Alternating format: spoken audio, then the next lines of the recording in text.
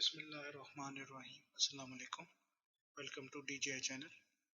Video शुरू करने से पहले हम आपसे दरख्वास्त करते हैं कि आप अपने इस चैनल को लाइक करें और सब्सक्राइब करें और बेल आइकन पर ज़रूर क्लिक करें।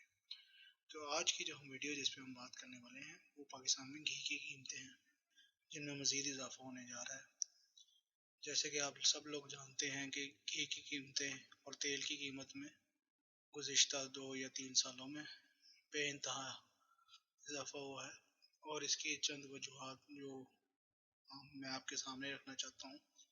उनमें से सबसे पहली और सबसे बड़ी वजह वो आप ये कह सकते हैं कि घी की डिमांड है और जो सप्लाई चेन है उसमें आप ये समझें कि रुकावटें या आप समझें कि उसका जो तातुल का शिकार है। वो कैसे हुआ कि जब कोविड-19 पूरी दुनिया में फैला तो बहुत सारे मुल्कों ने फूड सिक्योरिटी को इंश्योर करने के लिए, यकीनी बनाने के लिए उन्होंने काफ़ी सारा पाम ऑयल और दूसरा जो खुर्दनी तेल और घी से जिन चीज़ों से बनता है जो उसका रॉ मटेरियल है तो उनको उनकी ख़रीदारी की, ख़ास तौर पे पाम ऑयल की। ये नवंबर 2020 की जो रिपोर्ट्स हैं मैं आपको भी शेयर करूँगा। तो उसके अंदर तकरीबन $350 $300 इंक्रीज़ आया एक ही हफ्ते में, क्योंकि शॉर्टेज हुई। दो वजूहात हैं कि एक तो ये है कि ट्रांसपोर्टेशन का मसला बना, दुनिया में कंटेनर्स और ये बाकी चीज़ें हैं टैंकर से वो अवेलेबल नहीं थे किसी दूसरी जगह माल बर्दारी कर सके, तेल एक जगह से दूसरी जगह लेके जा सके, क्योंकि कुछ पोर्ट्स बंद हो गई कोरोना की वजह से। वहाँ पे जो है उधर की अथॉरिटीज़ ने किसी भी जो है आमदोरफ्त को यानी कि बंद कर दिया ताकि कोरोना वायरस का फैलाव कम हो सके। दूसरा ये कि जो है वो जहाज़ जो विकेट भी हो गए, खाली भी हो गए, उनको वापसी आने में और दुश्वारी हुई, क्योंकि उनको माल बर्दारी नहीं हुई, माल उनके ऊपर लोड नहीं हुआ, या अगर कोई और मसला भी हुआ उसकी वजह से बहुत मसले मसाइल पैदा हुए। इस वजह से ट्रांसपोर्टेशन की कॉस्ट भी बहुत ज़्यादा बढ़ी और रेट आपके सामने ही वो भी काफ़ी ज़्यादा इंक्रीज़ हो गया, क्योंकि डिमांड बढ़ गई और सप्लाई में तातुल भी रहा और सप्लाई के अंदर शॉर्टेज भी आई। इसके अलावा जो बहुत बड़ा फैक्टर जिसके बारे में पाकिस्तानी नहीं जानते, मगर इसके बारे में एक ही अखबार या एक ही ग्रुप जो है वो लिख रहा है, हम उनकी आपको खबर दिखा रहे हैं। ये जियो ग्रुप के ही 3 अखबारों का मैं आपको हवाला देता हूँ, जिसके अंदर जियो का अपना जो है वेबसाइट पे भी ये खबर जो है अपडेट हुई है। इसके अलावा ये खबर डेली टाइम्स पाकिस्तान ने भी की है, ये भी आप समझ सकते हैं कि जियो न्यूज़ से एफिलिएटेड है। इसके अलावा जो तीसरा है वो द न्यूज़ है, वो भी जियो न्यूज़ का ही ज़ैली इदारा है और वो ये खबर वनस्पति कॉरपोरेशन ऑफ पाकिस्तान या वनस्पति मैन्युफैक्चर एसोसिएशन के हवाले से बता रहे हैं कि पाकिस्तान में ऑलरेडी जो टैक्स 1 लीटर तेल पे लिया जा रहा है और घी पे लिया जा रहा है वो 90 रुपये है, जो कि इस पूरे रीजन के अंदर सबसे ज़्यादा है। आप ये खुद देख सकते हैं कि घी तकरीबन घी या तेल आज से 3 साल पहले कोई 170 से 200 रुपये की रेंज में था। आज तकरीबन ये 270-80 से 300 रुपये की रेंज में, तो तकरीबन 100 रुपये 125 रुपये का फ़र्क आ गया है। और ये जो खबर का हम हवाला आपको दिखा रहे हैं, ये साथ में आपको वीडियो भी इसकी शो करा रहे हैं इन वेबसाइट्स की, तो आप ये देख सकते हैं कि 90 रुपये अभी हुकूमत इस पर टैक्स चार्ज कर रही है और जब ये बजट पास हो जाएगा तो इस पर 3% इजाफी टैक्स नॉन जो अनरजिस्टर्ड बायर्स हैं उन पर लगेगा और विद होल्डिंग टैक्स में भी थोड़ा सा इजाफा होगा, जिससे ये टैक्स की जो एक किलो पे जो या 1 लीटर के ऊपर जो इजाफा होगा वो 13 से 18 रुपये और ये तकरीबन 100 से ऊपर हो जाएगा टैक्स, यानी कि 103 से लेके 108 रुपये टैक्स हो जाएगा। और ज़ाहिरी बात है ये अवाम पे ही फिर जो मैन्युफैक्चर और रिटेलर्स हैं वो ये बर्डन डालेंगे और अवाम जो पहले ही महंगाई से पिसी हुई है वो और ज़्यादा पिसेगी। तो हुकूमत ये दावा तो करती है कि भाई हमने ऐसा बड़ा बैलेंस बजट जो है वो दिया है इन हालात में, मगर ये जो आम आदमी जो जिसकी ज़रूरत खुर्दनी चीज़ों की है, अब सारी बात है चाहे अमीर आदमी है चाहे गरीब आदमी है, घी तेल उसकी ज़रूरत है। और उसके अंदर जितनी आप ये जो अशय खुर्दनोश है उसमें जो इजाफा है वो डायरेक्ट जो है वो हर आदमी को हिट करता है, वो चाहे वो लोअर मिडिल क्लास हो, अपर मिडिल क्लास हो या गरीब तबका हो, तो उसको बहुत ज़्यादा हिट करता है। और उसके पीछे आप जो है ये कोविड का बहाना करके छुप नहीं सकते। तो ये टैक्स बढ़ाने से तो आप कह रहे हैं हम जी किसी चीज़ में हमने टैक्स नहीं बढ़ाया, टैक्स तो बढ़ा है और इसका आवाम को नुकसान, क्योंकि ऊपर वाला बंदा जो जो फैक्ट्री ओनर है उसकी तो कमाई में इजाफा ही होगा, उसकी तो कोई कमी नहीं। आम आवाम जो है वो इस चीज़ से और तंग होगी। अगर 1 रुपए का भी इजाफा होता है तो आवाम उससे बहुत बुरी तरीके से हिट होती है। और ये तेल की कीमतें ऑलरेडी बहुत ऊपरी सतह पे हैं और आवाम आप देख सकते हैं कि उनकी कोई आमदनी में कोई इजाफा नहीं बल्कि कमी है, क्योंकि कारोबार कोविड की वजह से बंद और बाकी मसले मसाइल, तो आवाम का बड़ा नुकसान हुआ। तो हुकूमत का ये इकदाम किसी तौर पे भी उसको जो है खुशाइन नहीं कहा जा सकता, बल्कि एक बहुत ही बुरा इकदाम है। इन हालात को देखते हुए अब इस पे हम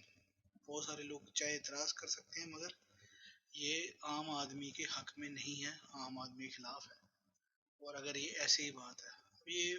क्योंकि वो एसोसिएशन के तवज्जुह से बात कर रहे हैं, हम ये नहीं जानते, क्योंकि अब ये एक स्पेसिफिक ग्रुप बात कर रहा है जो हुकूमत के हक में नहीं है, तो इस बात में कितनी सदाकत है, मगर ये ज़्यादातर लोग यही बात कर रहे हैं कि घी और तेल की कीमतों में इजाफा होगा और ये कर भी रहे हैं। और आप ये देखते हैं कि ब्लैक मेलिंग होती है हुकूमत से, ना जो है वो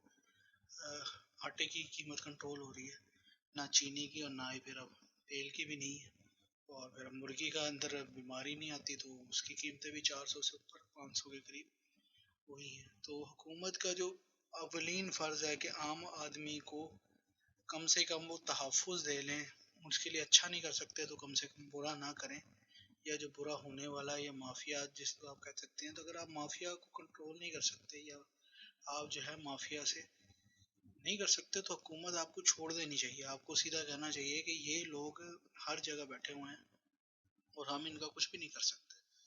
तो शायद आपकी आवाम जो है वो आपकी बात बिल्कुल मान लेगी कि आप जो हैं वो अब आपके इर्द गिर्द ही सारे लोग बैठे रहेंगे तो फिर आप किस तरह करेंगे। अब ये इसके अलावा बिजली के भी बड़े मसले मसाइल हैं, उसके बारे में भी हम वीडियो में बात करेंगे। मगर ये हुकूमत का इक़दाम किसी तौर भी जो है वो काबिल कबूल नहीं है और किसी तौर भी इसकी जो है पज़ीराई नहीं की जा सकती, बल्कि जितना इसको कंडेम किया जाए या जितनी इसकी मजम्मत की जाए वो नाकाफ़ी है। और ये जो है किसी तौर भी, जहाँ हम हुकूमत की तारीफ़ इस बात पे कर सकते हैं कि वो वैक्सीनेशन में बड़ा अच्छा परफॉर्म कर रहे हैं, कोरोना को उन्होंने बड़ा अच्छा हैंडल किया, तो ये उनके जो है कारकर्दगी पे स्याह दाग है और इसका जवाब उनको आवाम को देना चाहिए और देना होगा। इसमें एक और जो पहलू जो इस पे बात करना नहायत ज़रूरी है, और अगर बात ना की जाए तो वो भी फिर वो हुकूमत के साथ ज़्यादती होगी, वो ये है कि हुकूमत ने फाटा के अंदर फैक्ट्रीज और इंडस्ट्रीज बनाने, स्पेशली घी मिल बनाने पे स्पेशल इंसेंटिव दिया। अब ये किस तरह बात सामने आई या खुली, वो इस तरह खुली कि बशीर मेमन जो FIA के साबका हेड थे, उन्होंने चंद दिन पहले इमरान खान पे ये इल्ज़ाम लगाया कि इमरान खान ने नवाज शरीफ और अपने जो हरीफों के खिलाफ बशीर मेमन को डायरेक्ट ये बात की कि आप उनके खिलाफ केसेस बनाएं और उनको अंदर करें। अब जब बात इस पूरी जो है कहानी का किस्सा निकला तो इसकी भी खबर मैं आपको बता देता हूँ। अब ये जो चीज़ है ये फिर हुकूमती तर्जुमानों ने, शहबाज गिल ने अपनी प्रेस कॉन्फ्रेंस में बताई और आप ये देख सकते हैं। 12 फरवरी का जून, अगर आप जियो अखबार ये कि आप जंग अखबार निकालेंगे तो आपको लतीफ़ ऑयल मिल का ये एक नोटिस मिलेगा या एक आपको खबर मिलेगी जो एडवर्टीजमेंट उन्होंने दी हुई है, जिसके नाम से वो बता रहे हैं कि हमारा ब्रांड है और ये लतीफ़ ऑयल है या लतीफ़ बनस्पति, आप ये देख सकते हैं। ये आप देख सकते हैं वो अखबार खोल के, मैं कोशिश करता हूँ मैं भी आपको दिखाऊं। तो उसके अंदर वो ये दावा कर रहे हैं कि इसके नाम से जो है वो दूसरे लोग ये बेचने की कोशिश कर रहे हैं। अब बशीर मेमन और उनके बेटे की कोई कम से कम एक मिल तो लाजमी है, 4 मिलों का बताया जा रहा है जो फाटा में है, क्योंकि फाटा पे इंसेंटिव मिलता है। फाटा में ये इस जो रॉ मटेरियल है उस पर टैक्सेशन नहीं है, बाकी सारी चीज़ें नहीं है, तो बहुत ज़्यादा फ़ायदा होता है। अब फाटा के अंदर अब सबसे बड़ा मसला जो हमारे मुल्क में है वो ये है कि आप स्पेशल प्रोसेसिंग जोन्स और स्पेशल जो है वो एरियाज बनाते हैं, और ज़रूरत भी है। फाटा के अंदर बहुत ज़्यादा तबाही हुई है, जो दहशत गर्दी के खिलाफ जंग के बाद वहाँ के लोगों ने बहुत ज़्यादा सफ़र किया उससे, मगर लोकल लोगों का कोई फ़ायदा नहीं है। आप ये सिंध के लोग या पंजाब से लोग जाके वहाँ पे फैक्ट्रियाँ खोल लेंगे और उसी चीज़ का फ़ायदा उठाएंगे, और बस आप ये देखेंगे सरमायादार और पैसे कमाएगा और इधर से भी दो नंबर ही करेगा। तो इससे लोकल बंदे को या लोकल इंडस्ट्री को तो कोई फ़ायदा नहीं होगा। वो तो कल को यही माल पूरा अपना उठाएंगे वहाँ पे, तो शायद वो प्रोडक्शन भी ना करें, पंजाब में प्रोडक्शन करके प्रोडक्शन वहाँ पे शो कर दें, जिस तरह के हमारे यहाँ होता है। तो ये जब आप दो जगह पे डिफरेंसेस रख सकते हैं और आप उसका कोई चेक एंड बैलेंस नहीं रख सकते, या तो आप ये करते हैं कि आप ये कहते हैं कि वहाँ पे जितने जो प्रोसेसिंग जोन्स हैं या फिर जो भी इंडस्ट्री लगेगी, हुकूमत या फिर जो आपकी जो है यूटिलिटी स्टोर कॉरपोरेशन है वो उनसे माल खरीदेगी, और वो जाहिर बात है तो फिर उनको भी सपोर्ट मिल जाता और यूटिलिटी कॉरपोरेशन को भी सपोर्ट मिल जाता कि आप उन स्टैंडर्ड को मीट करते वो माल वो वहीं से खरीद ले तो हो जाता। मगर ऐसा नहीं हुआ, ये क्योंकि चोर बाजारी करनी थी, ये होना था ये, और इसमें आपकी जो है फिर जाहिर बात है कि सारे इदारे भी मिले होते हैं कि जब ये ऐसा काम होना होता है तो वहां तक चीज पहुंचती है नहीं पहुंचती। आपने एक बिल्डिंग खड़ी कर दी, अब उसके अंदर आपने यूनिट लगाया नहीं लगाया कुछ भी किया, और बहरहाल वो एक फैक्ट्री या कुछ भी बन गया, कागजों पे तो कम से कम बन गया। तो उसके बाद आप कुछ भी कर सकते हैं, आपने इम्पोर्ट की कुछ भी किया, तो ये आप हम पहले भी केसेस देख चुके हैं कि पाकिस्तान में किस किस तरीके से ये काम होता है, और इसके अंदर ऊपर से नीचे ले तक सब लोग इन्वॉल्व होते हैं। आपने कोई दवाइयों की कंपनी खोल ली, उसके नाम पे आपने रॉ मटेरियल ले लिया, ये आप एफिडीन केसेस में भी देख सकते हैं कि फिर आप लोगों ने उसी जो रॉ मटेरियल है वो एफिडीन की ज़रूरत में फिर आपने लोगों को नशा लगा दिया उस पर, उसको बेचा। तो हमारे मुल्क में ये सारे काम होते रहते हैं।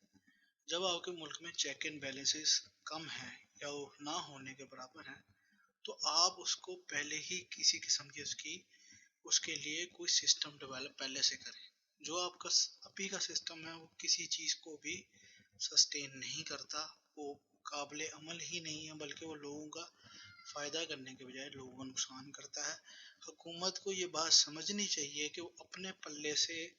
तो वो कुछ भी नहीं कर रहे, वो कोई अपना पैसा तो नहीं लेके है, वो आवाम के पैसे को फिर इस तरह बेदरेक खर्च ना करें। अगर वो दोनों, एक जो आम आदमी कहीं से भी वो अपना आटा खरीदता है, चीनी खरीदता है, कुछ भी करता है, वो उस पर सेल टैक्स देता है। एक गरीब आदमी सेल टैक्स देता है, आप उसको खर्च करते हैं दूसरे इलाके की डेवलपमेंट पे, मगर वहाँ कहाँ डेवलपमेंट हुई? अगर तो डेवलपमेंट होती है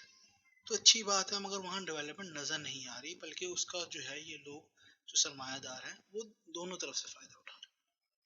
तो ये हुकूमत के हक में भी बात जाती है कि उन्होंने ये कोशिश की मगर वो चेक्स नहीं रख सके और उसका फ़ायदा होने के बजाय नुकसान हुआ, ये उनके खिलाफ आ जाती है। और इसको कंट्रोल करना भी हुकूमत उसको ये पीछे नहीं कर सकती। फाटा के अंदर जो हुकूमत है वो भी पीटीआई की है, और पीटीआई को इसको कंट्रोल करना चाहिए, और ये फिर इस तरह के मसले मसाइल तो निकलेंगे, मगर ये काम ज़रूरी है कि हुकूमत करे और अपने आप को इसमें क्लियर करे। अब इधर मैं आपको वाज़ेह करूँ कि मैं किसी भी पार्टी की हिमायत या मुखालफत नहीं कर रहा, मगर जब हुकूमत जो जिस पार्टी की भी हुकूमत होगी या जो भी जिम्मेदार होगा उसको उसकी जो है निशानदेही करना ज़रूरी है, और ये उनके लिए भी कंस्ट्रक्टिव है कि वो इस चीज़ को जो है वो देखें और समझें, और जो है लोगों के जो है वो मसाइल को हल करें। और जैसे ही अगर आप ये करेंगे, चाहे अगर किसी जगह पे रेट कम होगा और किसी जगह पे ज़्यादा होगा, तो उसका यही नतीजा निकलेगा कि आपके यहाँ स्मगल हो जाएगी, या फिर वो क्रॉस बॉर्डर जो है वो इन्फिल्ट्रेशन हो जाएगी, और आपके जो लोगों को जो सही डिजर्विंग होंगे उनको वो चीज़ नहीं मिलेगी, और जो चोर चक्के हैं वो उसी तरह ही उस पर कब्जा करते रहेंगे। तो मेरी हुकूमत से गुजारिश है कि वो अपने जो घी वाला टैक्स है